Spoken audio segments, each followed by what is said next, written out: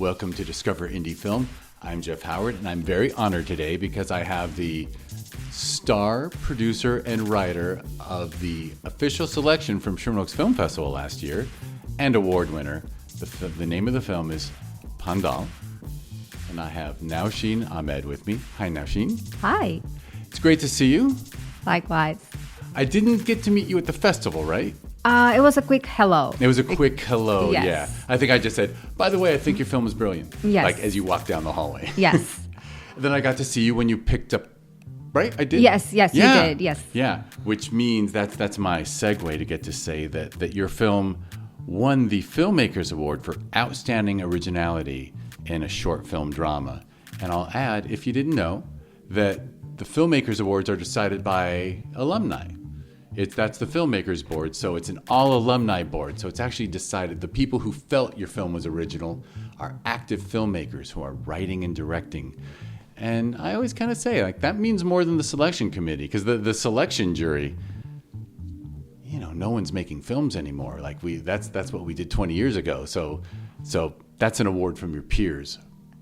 I am very grateful for that.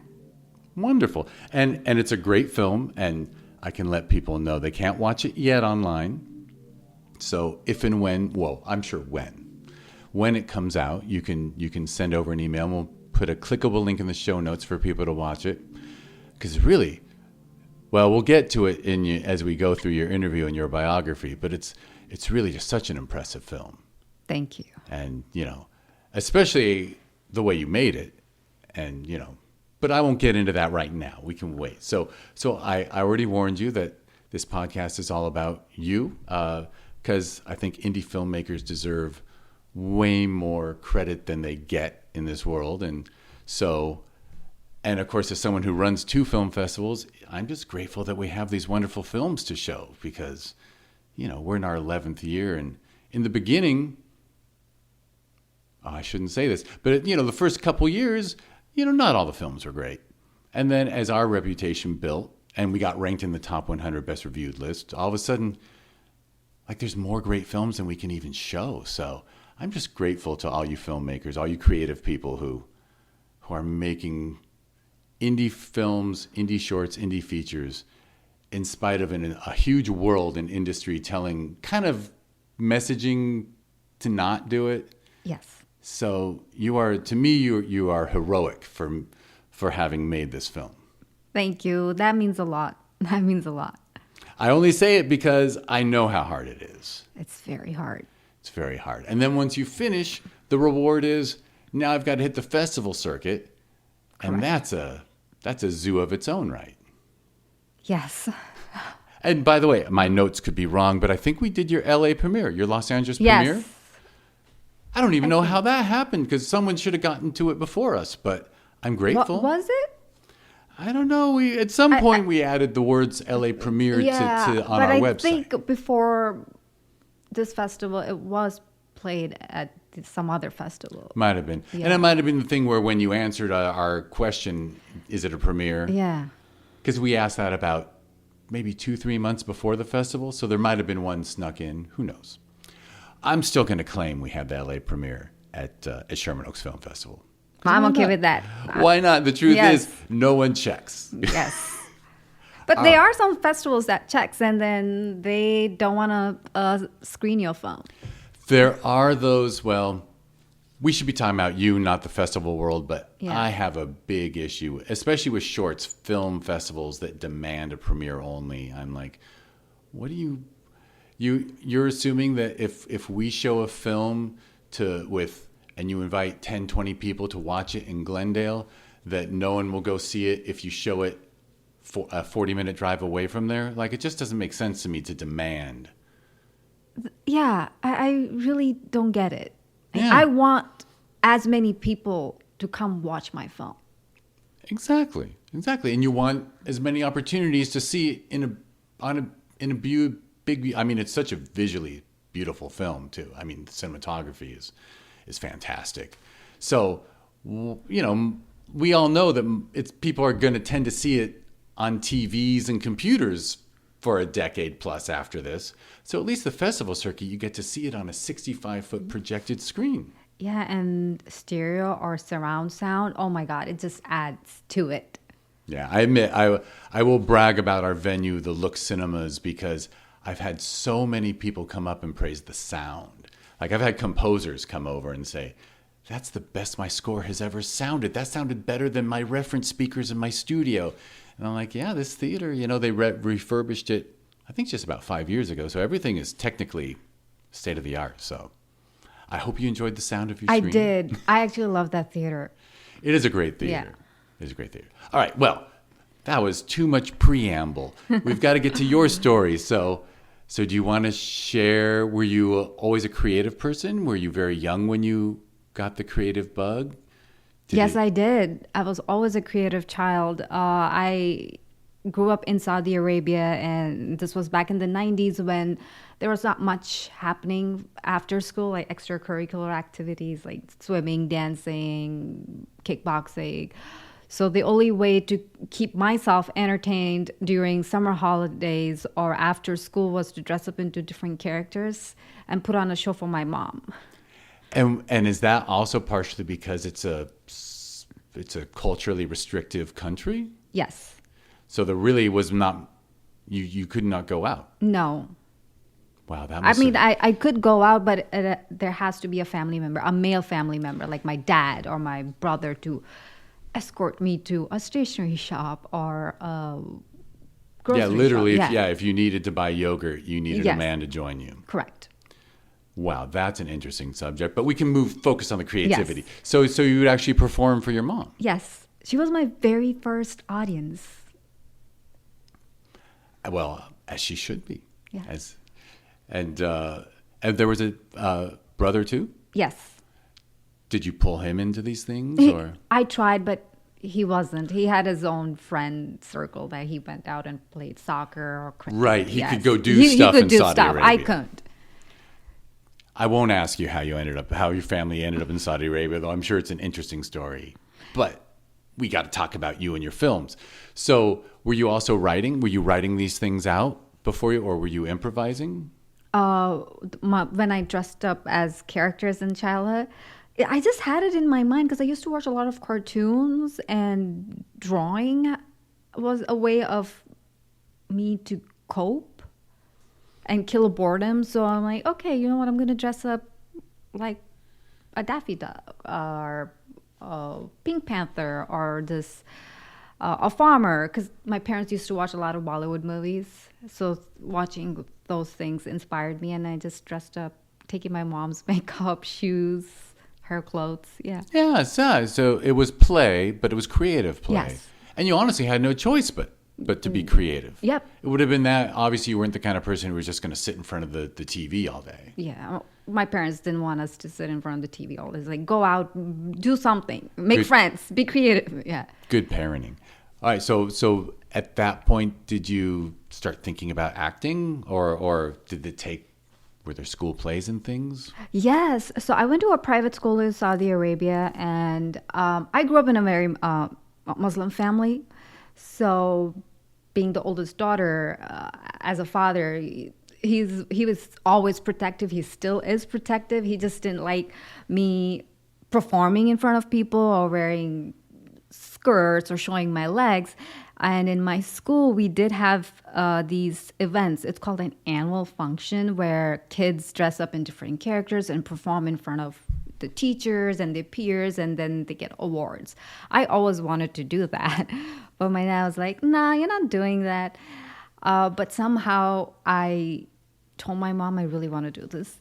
It was one year where I'm like, I'm gonna do it no matter what. She's like, "Fine, I'll support you." So she dressed me up, and I performed. I was nervous because there were like over 100 people watching me on that big stage, and I won an award. And I was so happy. I shared it with my mom. Like, "Hey, Mom, guess what? I won an award. We did it." That happened. And I always wanted to dance as well. And my school did have dancing classes, but it was more of like classical Indian dances. And it was strictly girls' school. And I had to ask my dad's permission. I'm like, "Dad, I really want to dance." He's like, "No, girls in our family don't dance." I'm like, "Dad, it's Indian classical. It's not." Yeah, it's very deep in the culture of dance. But it's just him, me being the oldest daughter, Muslim family. It's like, no, you're not doing it. So the only thing that I got to do was dress up and entertain my mom. And that one show that I did on the stage. And you said you were nervous, but once you was it butterflies before you got on stage, and then once you were there, you felt at home? Yeah, butterflies before, like in my stomach, all nervous, my nerves acting up, I'm sweating. Even on the stage, I felt like the first 2 minutes nervous, but then when I got into the character, I was just in it. And I couldn't see the audience. Which, Because of the lights, it's so bright. I just performed and then left. Yeah, And it felt so freeing and fun. I asked the leading question because I kind of had a feeling that was the answer, because natural performers, even I hear professional actors all the time are like, I always feel like I'm going to be sick, and then I walk out on that Broadway stage and I'm at home. But it's the anticipation, yeah. But once you were out there, you were home. Yeah. Wonderful. So you had it in the back of your mind. So when did you next get to perform after that school performance? I had to leave Saudi Arabia and then move to United States. Then we had to figure out life, high school, college. And then here in American schools, you do have options to take part in whatever extracurricular activities that they have. So in college, I got a chance to be in a club to perform like a theater work, which I fell in love with. Then a lot of people told me, oh, you should get into modeling, like print modeling or runway modeling. I'm not that tall, but someone just saw something in me. I said, sure, why not? I'll give it a shot. And this was when I used to live in New York. So you moved to New York for high school? Yeah, my whole family moved. Your whole Yes, family, right? yeah. So the whole family moved. So, wow, that must have been very different. Oh, yes. So all of a sudden you had a lot more freedom. Yeah. Although still same dad. Yeah, same that, but it felt free. I'm Yeah. like, oh my God, girls can go out without their dad and brother. Women can drive. You could go to the store. Yeah, I'm like, women can wear pants and shorts. Right. So, but no performing in high school? It was still sort of in you, but you were holding it back? Yes. I Got was still getting acclimated to the whole Right. change from Saudi Arabia Yeah, to U.S. yeah. And then in university, you joined that club, but Yes. then modeling came up. Yeah. And I guess that kind of, is that partially from New York? I know New York is still sort of like LA's the hub for acting and New York's a hub for modeling. So I wonder if that was part of it. Yeah, someone just told me, like, why don't you go to this casting in New York and shoot your shot? I'm like, sure. And they took my headshots, the digitals, that's what they call, like full body profiles. And that one thing led to the other. And I started doing a lot of print work. And Wow. then did a couple of runway shows in New York. That must have Yeah. been wild. Did it feel like performing, or is that kind of thing, it feels different? Because honestly, I rarely get to talk to people. I actually almost had a relative who was in modeling, but I've never asked this. Like, does it feel? Because I know a lot of models who have said to me, I want to switch to performing. I want to act. So modeling, you're still performing. You still need to know your angles, your posture, but you're not delivering dialogues. Modeling is, people are going to hate me for this, but models are just hangers. Yeah, you're not getting to create. You're Yeah. a technician. Yeah. You're presenting yourself in a way that makes something else look better. Correct. That makes sense. So your creative urges were still not being fulfilled. No. So you're modeling, and that must have been, I mean, my goodness. Here you are, college age, Yeah. and in New York and modeling. Where were you going to school? Or what university? Rutgers. Rutgers. Yeah. Excellent. So a genuine New Yorker. Yeah. I still have the New York in me here. Yeah. Excellent. And then did you think about acting? I always wanted to. Always did. I always did. And I was trying to figure out how to find an agent in New York or get my foot into the door. And I think I was at one of the casting calls where one model told me like, hey, why don't you sign up for background acting and see if that's your cup of tea, and it's extra money. And this was me back in college, and college kids are always looking for money to pay for their textbooks or car insurance or gas. I'm like, yeah, sure, why not? And she introduced me to this background casting. I went to a couple of background castings, showed up, was on set for like 12 hours, got to see how this whole filmmaking world works. I liked it. I loved it.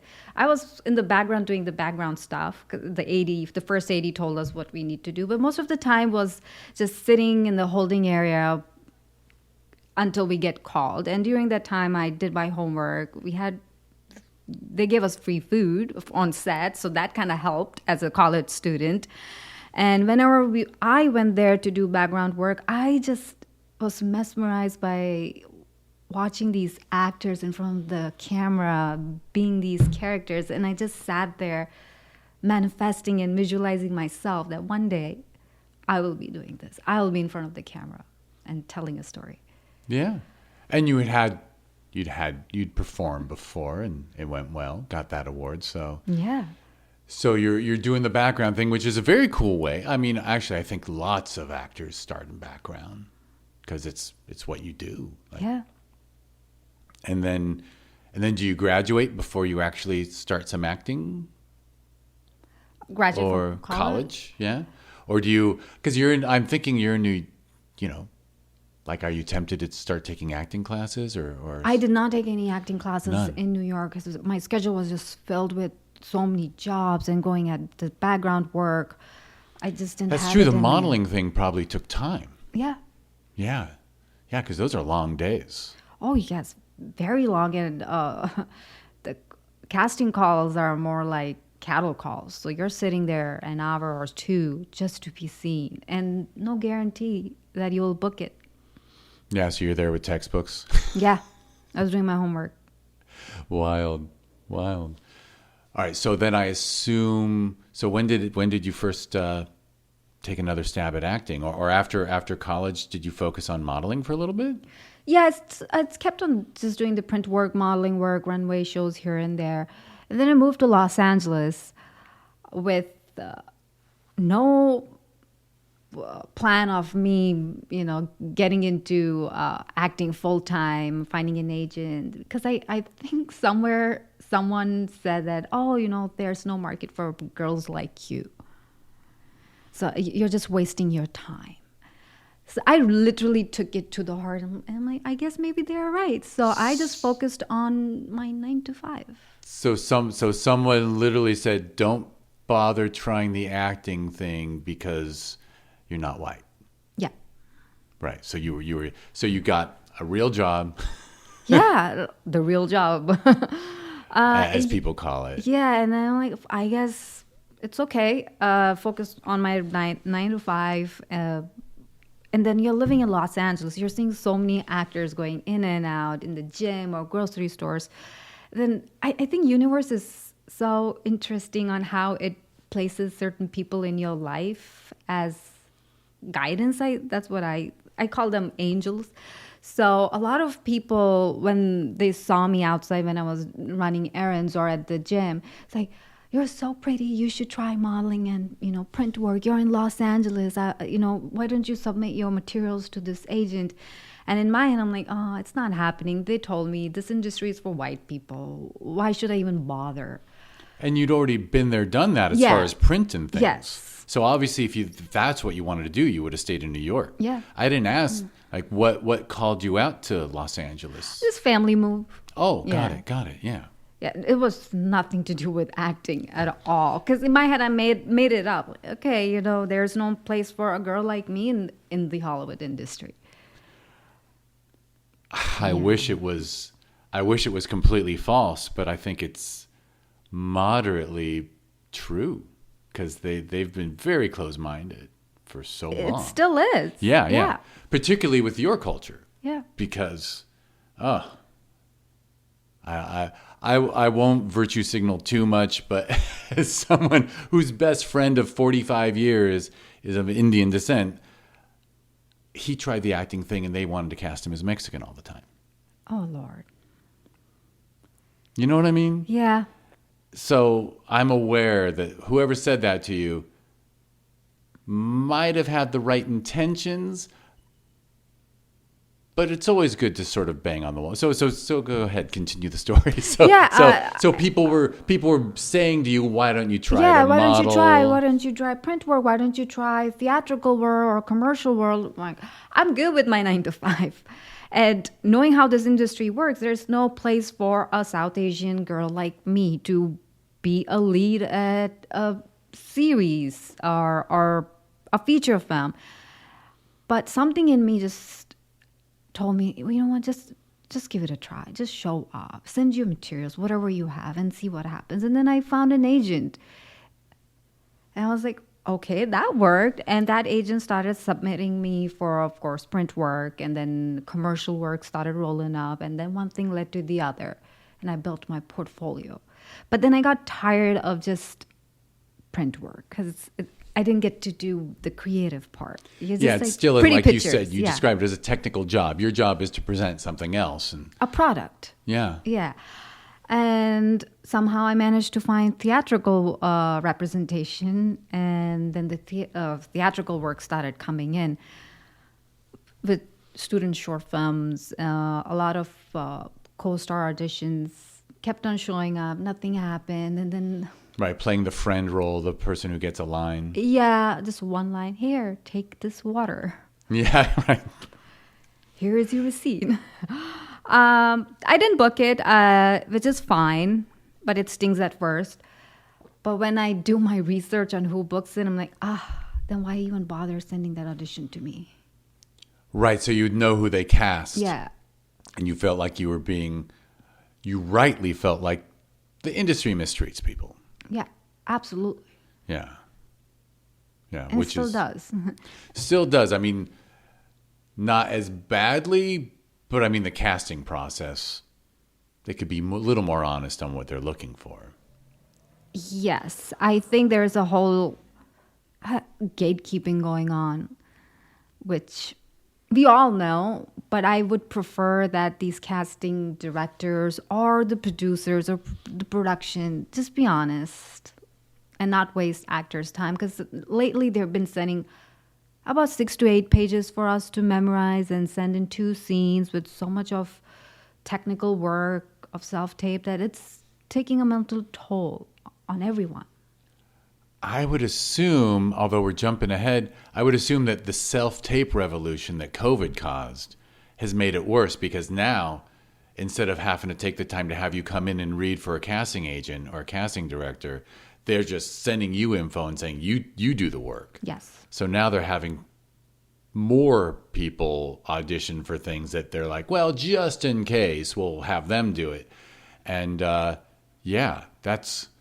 At least they had to spend money on renting an office and bringing people in person, like they had an investment in casting. Now they're making you do all the work. Yes, and the auditions that I get, I can tell that's a cattle call. You can tell. Yeah, you can tell. I'm done with this. So I took matters in my own hand and started writing my own stories and putting myself as a lead. Right. So you started writing, and did you write something before Pandaal, or? I used to write. I have so many crazy ideas just because of my upbringing in Saudi Arabia to here, United States. I have so many stories to tell. But before Pandaal,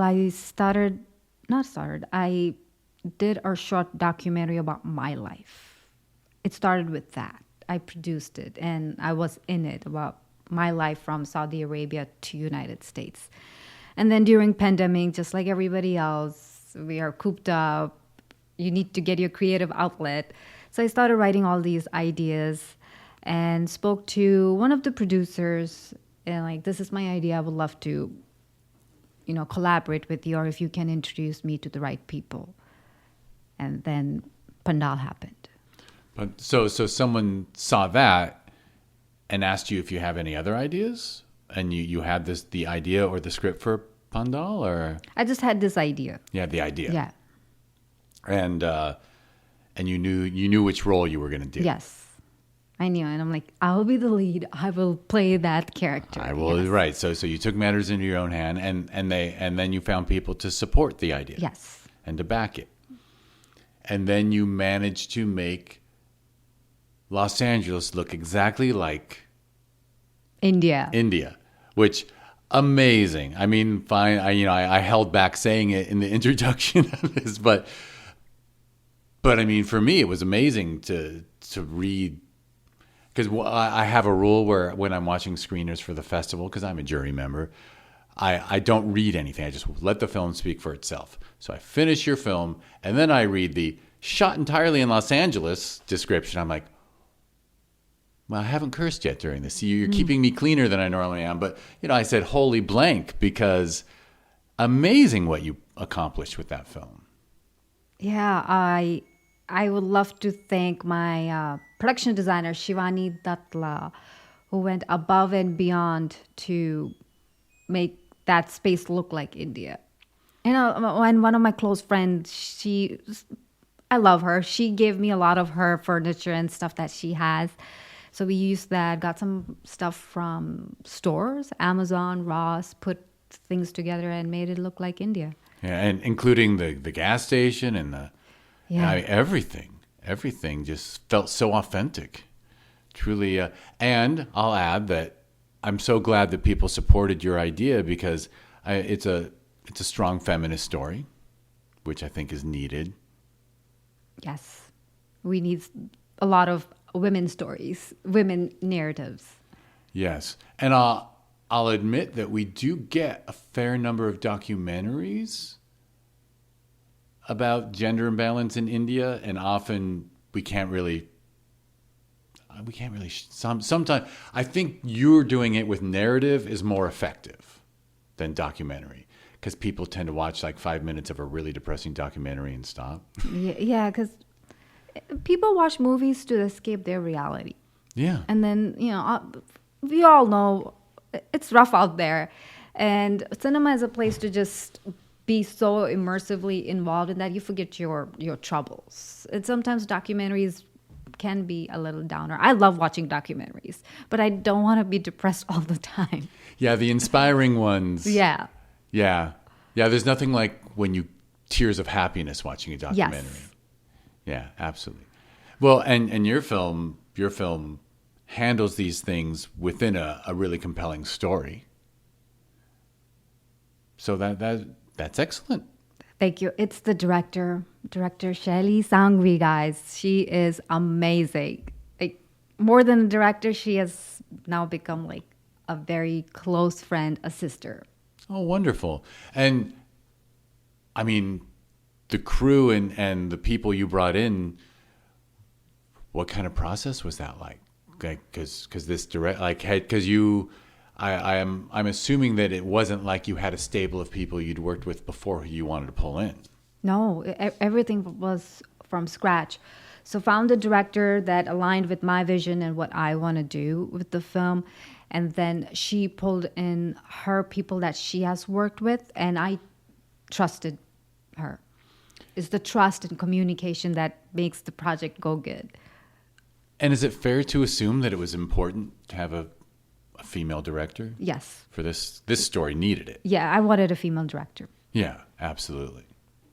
Yeah, and that's how we pulled the crew. And for cast, we had months of casting call because we were looking for authentic Indian, people who speak Hindi fluently without American accent. Right, so that it would play well everywhere. Yes. Yeah, because interestingly, I would have had no clue if their Hindi was Americanized. But so your film can play internationally, and it's genuine. Yes, and also like the certain nuances that Indian people have living in India. We were looking for that. So that was a process, but we found some amazing people, and they are in the film. I mean, I'm going to brag about my hometown. Like, if there's a city in North America where you can find the people to make something authentically Indian, it's LA, right? I mean, we've got it's such a melting pot. We've got so many cultures here. I would think you could find people here. No. Oh, no. No, New York. Oh. New York has more Indians. It's a bigger melting pot. Oh, wow. Did you pull people from New York for the film? No, I had no idea about no it. idea, I found no idea. out later. Plus, this movie was shot in Los Angeles, so I didn't have the funds to fly talent out from New York. So Yeah, of course. the talent that is in the movie is from LA and San Francisco. Yeah. Oh, San Francisco. Yeah, the Bay Area has a really The Bay Area big- has a bigger Indian It population. does. It does. I wasn't thinking that. Yeah, it's totally true. Yeah. Totally true. All right.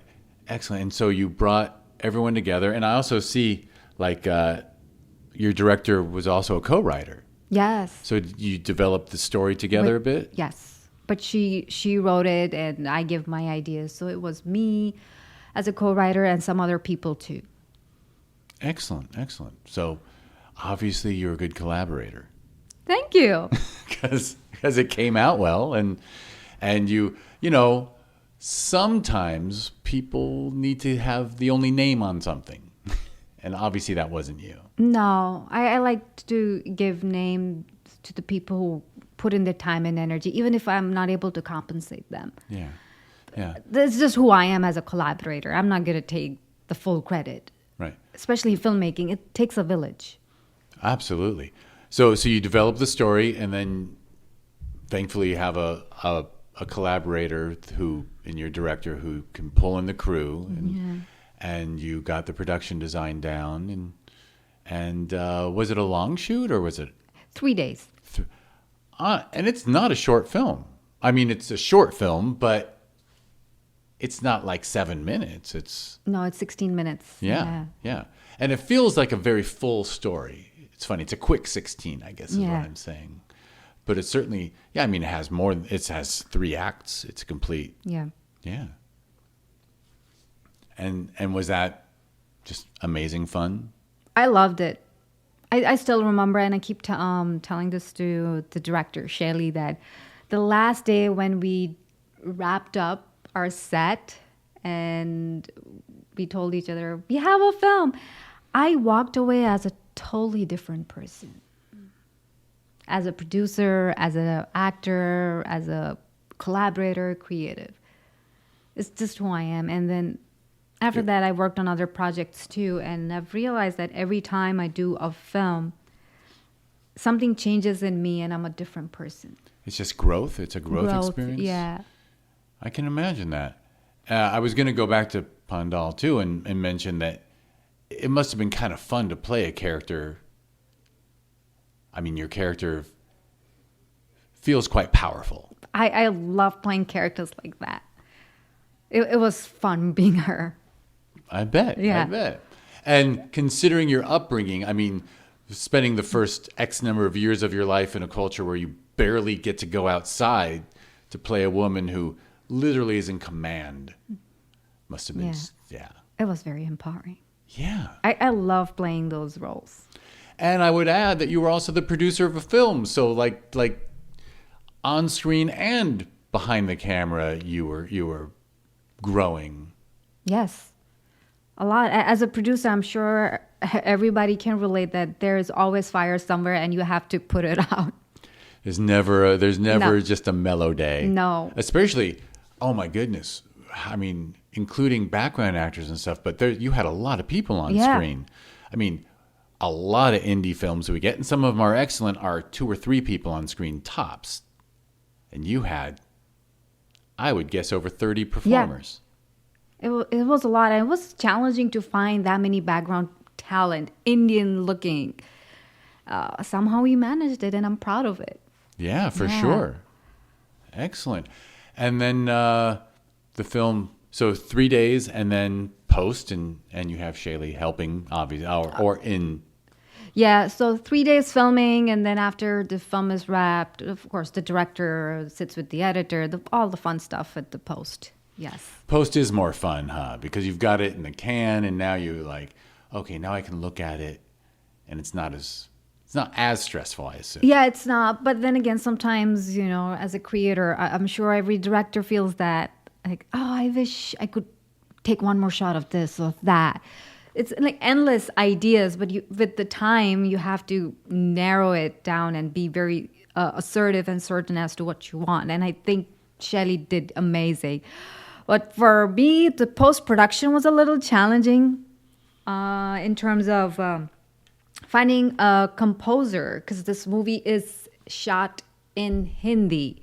So we were looking for composers who know some Indian music as well. We didn't want it too Bollywood.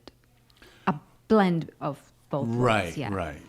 right. Yeah, because that makes sense. You were actually sort of almost finding a balance. Yes. And that took a while. And we finally found one, and we're happy with it. Yeah. And so you finished it up. Did it give you, well, obviously you want to make more films. Yes. More films.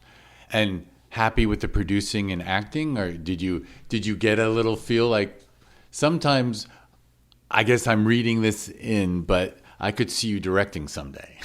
A lot of people say that. Are you going to, something, I don't know if they see something in me that maybe you should try directing. And yes, someday I may be directing. Yeah. Yeah. But as a performer, I mean, some people do direct themselves, but I think the really smart ones don't. I wouldn't. Yeah. I would not direct myself. I will hire a good director, pay the director. I'm not going to wear two hats, directing and acting. That's too much. Yeah. So if you ever write something out and you're like, you know what, I'm going to direct this one and then I'll cast someone else. Yes. Makes sense. Yes. Makes sense. And are you writing stuff all the time now, or? Yes. I have so many crazy ideas. Right? Because is it safe for me to assume that writing this and then seeing it come to fruition and seeing it completed, I mean, that must have been so enabling. Now, like, did that just make the creative juices just flow and now you crazy ideas all the time? Yeah. Because it's unleashed now. You is. know you can realize it. Yeah, I think that's my dopamine hit. I'm addicted to filmmaking. It is a dopa hit. Yeah. But the healthy kind. Yeah. Yeah. Oh my God. I think, well, this is another soapbox, but I think the world would be better if people got their dopa hits off creating than doom scrolling. Yeah. Social media and or pills. Yeah. People really need to go out, be creative. In any shape or form. Coloring, pottery, cross-stitching, or cooking. Cooking is also creative. It is. Yeah. It is. And heck, even reading is a dopa hit compared to scrolling. Yeah. Watching video, a screen. Although obviously I watch a lot of screens for the festivals, but cinema's different. Cinema is different. Yeah. Excellent. That's where you're headed. Yeah. Do you know exactly what you want to do next, or you're feeling it out? Oh. Yeah. Want to say anything about it, or we just have to wait? You have to wait. It's in works. Yeah. But you're already developing something, yes. and now you've got this community you collaborated with. So you've got people to say, hey, read this. Yeah. Oh, excellent. And the next one will be a very interesting one. Something totally out of my comfort zone. Yeah. Well, I assume this was out of your comfort zone too, in a way. No. No. It was. You knew. I'm like, I see myself playing this character. Because I audition for these strong characters, I just don't book it. Because I'm not a name actor yet. Understood. Well, I certainly. Well, so you're still auditioning quite a bit. Yeah. While you develop your own stuff. Yes. So there you go. You got the two sides of the scale. You're staying balanced. Wonderful. Excellent. Well, hey, any I'll ask you, I should have warned you about this question because sometimes I ask it, is there anyone else you should give a shout out to before we wrap up? Because you mentioned your director, Shaili, right? Yes. But were there more super helpful people that deserve a mention before we run? Yes. My friend, Preeti Sarogi. I hope I'm pronouncing her last name right.